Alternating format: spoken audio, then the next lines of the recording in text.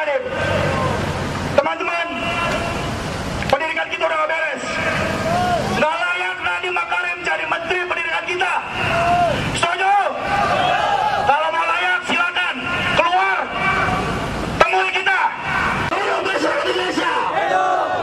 Kawan-kawan, kita perlu ketahui secara bersama kawan-kawan.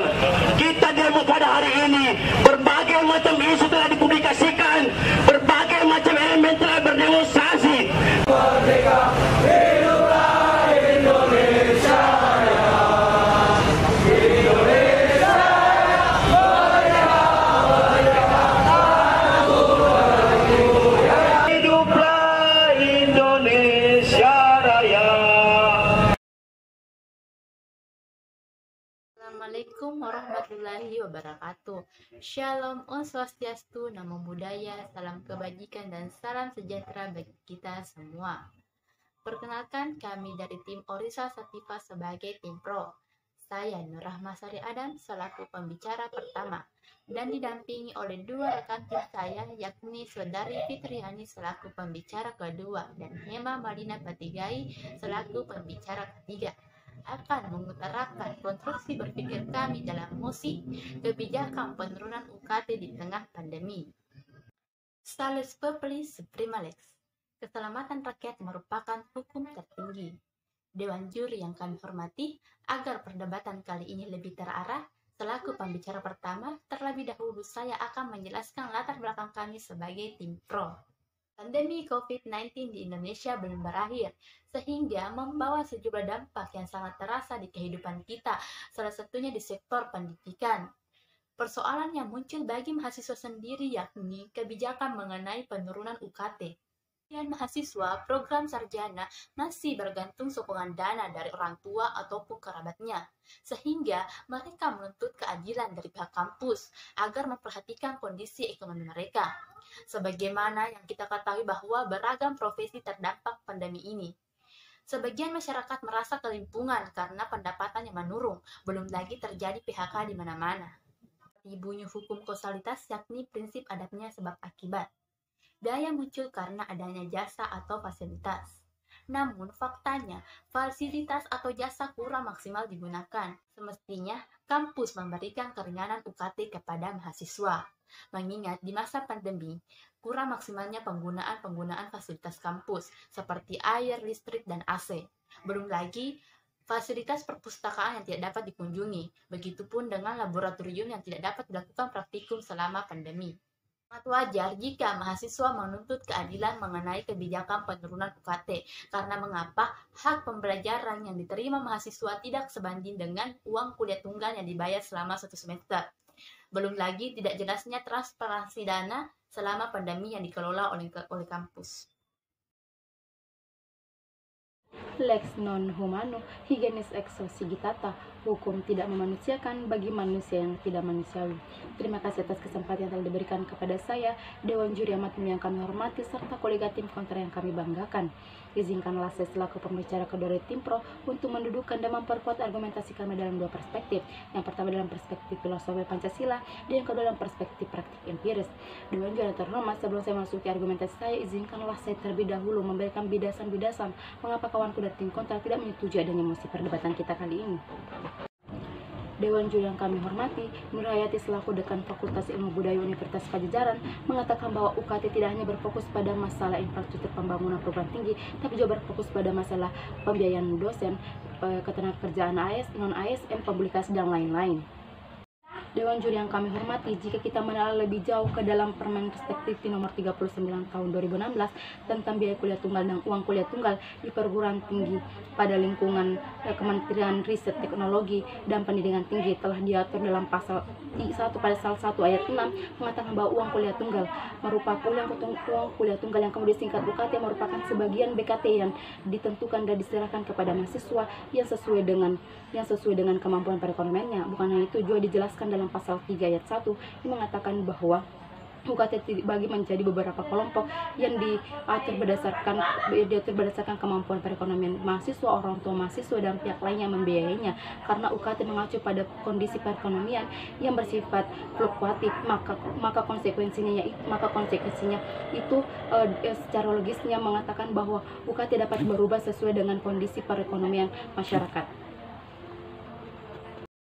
Dewan Juri yang kami hormati, jika kita menyerahkan diri dalam masa pandemi COVID-19 ini sekarang membuat banyak sekali perekonomian masyarakat di Indonesia makin terpuruk. Ini juga diakui oleh Sandiaga Uno dalam penelitiannya mengatakan bahwa sudah 67% masyarakat mengalami keterpurukan akibat pandemik ini.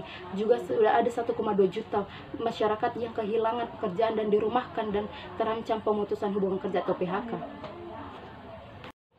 Jika kita menyerahkan diri bagaimana pendapatan sebuah perguruan tinggi, terdapat dua pendapatan di mana ada APBN dan APBD. APBN itu sendiri termasuk bersumber dari masyarakat, biaya pendidikan, kerjasama tridharma perguruan tinggi, dana abadi dan lain-lainnya. Kemudian mencerahkan bagaimana bukan hanya semata-mata uang kuliah tunggal atau UKT dari mahasiswa yang menjadi sumber pendapatan dan dalam perbaikan infrastruktur pembangunan sebuah perguruan tinggi.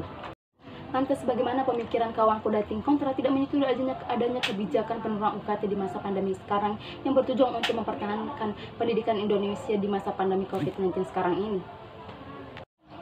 Melanjutkan argumentasi saya, Dewan Juri kami terhormat, dalam segi perspektif filosofi Pancasila mengatakan bahwa pendidikan merupakan salah satu sumber terpenting dalam membangun Indonesia lebih maju ke depannya dan juga merupakan elemen terpenting dalam membentuk manusia Indonesia lebih baik.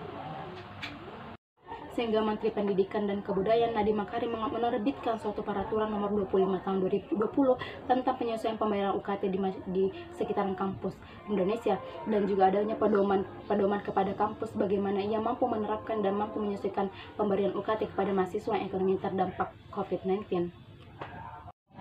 Menurut Menteri Pendidikan dan Kebudayaan, dengan adanya kebijakan ini mampu memberikan manfaat kepada mahasiswa, diantaranya tentang keberlanjutan kuliah di masa pandemik dan juga hemat biaya tidak digunakannya sebuah fasilitas di kampus dan juga keringanan UKT dan hemat pembiayaan di masa akhir kuliah. Ini merupakan usulan dari Rektor MPR PTN yang kemudian dijelaskan oleh Nadiem Makarim sebagai Menteri Pendidikan dan Kebudayaan. Terima kasih.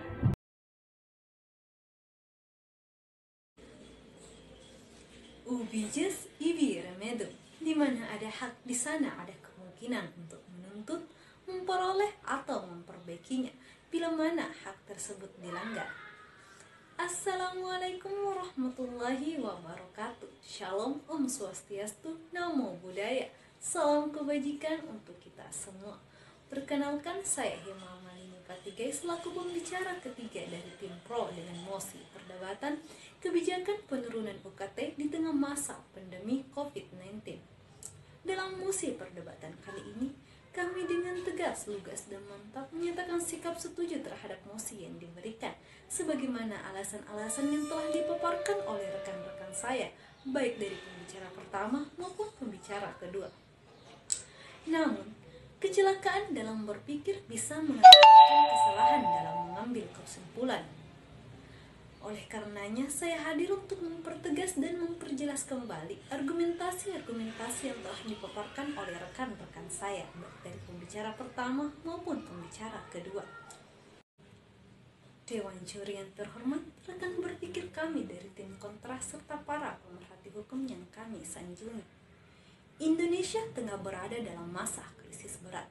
Berbagai sektor berhasil dihajar habis oleh COVID-19. Pendidikan salah satunya, termasuk persoalan UKT yang masih menjadi polemik di tengah mahasiswa. Mogok UKT, unjuk rasa, demo, semua dilakukan sebagai bentuk kekecewaan terhadap pemerintah yang dianggap belum memberikan jawaban atas keresahan mereka. Secara faktual, benar saja bahwa ternyata penderitaan tidak hanya dialami oleh mereka yang terinfeksi COVID-19, tetapi juga ada dampak turunan yang sangat berimpact terhadap mahasiswa, termasuk penurunan UKT di masa pandemi COVID-19 yang dianggap sebagai skala prioritas untuk saat ini. Dewan Juri yang terhormat, wajar saja apabila mahasiswa menginginkan adanya penurunan di tengah pandemi ini, mengingat bagaimana study from home yang diterapkan sangat memberatkan bagi mereka. Biaya kuota yang menghantui hampir tiap bulannya, tugas yang terus datang tiada hentinya, serta ilmu pengetahuan yang tidak maksimal didapatkan sebagaimana perkuliahan tatap muka. Sehingga kami menggarisbawahi bahwa studi formal ini sangat memberatkan bagi mahasiswa baik secara finansial maupun secara materinya. Dewan juri yang terhormat, rekan berpikir kami dari tim kontras serta para pemerhati hukum yang amat bijaksana. Sebagaimana yang telah dipaparkan oleh pembicara pertama kami, bahwasannya sebelum pembelajaran daring diterapkan, APA UKT jelas dan terukur. Pengalokasian dananya ditujukan untuk penggunaan fasilitas kampus dan menunjang sarana pembelajaran mahasiswa di kampus. Akan tetapi, setelah pembelajaran daring diterapkan, fasilitas kampus tidak digunakan lagi, bahkan hampir tidak tersentuh oleh mahasiswa. Lantas untuk apakah pembayaran UKT secara otomatis dilakukan? Terlebih tidak adanya transparansi dana oleh pihak birokrasi terhadap pembayaran UKT yang telah dilakukan oleh beberapa mahasiswa, sehingga wajar saja apabila menimbulkan kecurigaan di kalangan mahasiswa. Dewan juri yang terhormat, kebijakan hadir sebagai jawaban atas keresahan masyarakat, bukannya hadir untuk menjadi keresahan yang baru. Nadiem Makarim telah menetapkan peraturan kebijakan mengenai penurunan UKT di masa pandemi COVID-19 ini. Akan tetapi, masih dianggap belum tepat sasaran. Perguruan tinggi justru dianggap menyusahkan mahasiswanya. Banyaknya persyaratan yang dianggap tidak perlu dan tidak efisien justru diadakan. Lantas, wajar saja apabila kami mempertanyakan keseriusan kampus dalam menanggapi peraturan Kemendikbud tersebut. Dewan juri yang terhormat, apa salahnya ketika mahasiswa meminta hak-hak yang seharusnya diberikan? Penurunan UKT di masa pandemi saat ini menjadi skala prioritas utama bagi kami, para mahasiswa.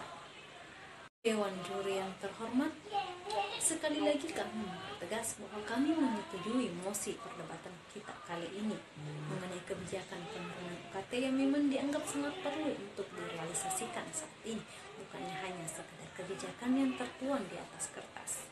Apa salahnya ketika mahasiswa menuntut hak tersebut, ketika apa yang mereka berikan tidak sebanding dengan apa yang mereka dapatkan? Terima kasih. Assalamualaikum warahmatullahi wabarakatuh. Penerapan kebijakan penurunan UKT di tengah pandemi COVID-19 secara tegas dan maksimal merupakan suatu solusi yang solutif di tengah banyaknya permasalahan yang terjadi, di antaranya kuota yang harus digunakan ketika pembelajaran daring, merosotnya penghasilan orang tua atau wali sebagai penjamin UKT, dan juga fasilitas kampus yang tidak digunakan. Dewan juri yang terhormat, tidak ada alasan yang logis ketika kebijakan ini tidak direalisasikan, tidak ada alasan yang tepat ketika kebijakan ini tidak diberlakukan. Kekerasan apalagi yang harus didapat ketika mahasiswa hanya menuntut sebagian dari besarnya kerugian. Sebelum saya menutup perdebatan kita kali ini, saya akan memberikan sebuah pantun. Ada anak membeli baju, gambar bajunya burung Garuda. Bangsa ini takkan maju kalau bukan di tangan pemuda. Shalom, terima kasih. Assalamualaikum warahmatullahi wabarakatuh.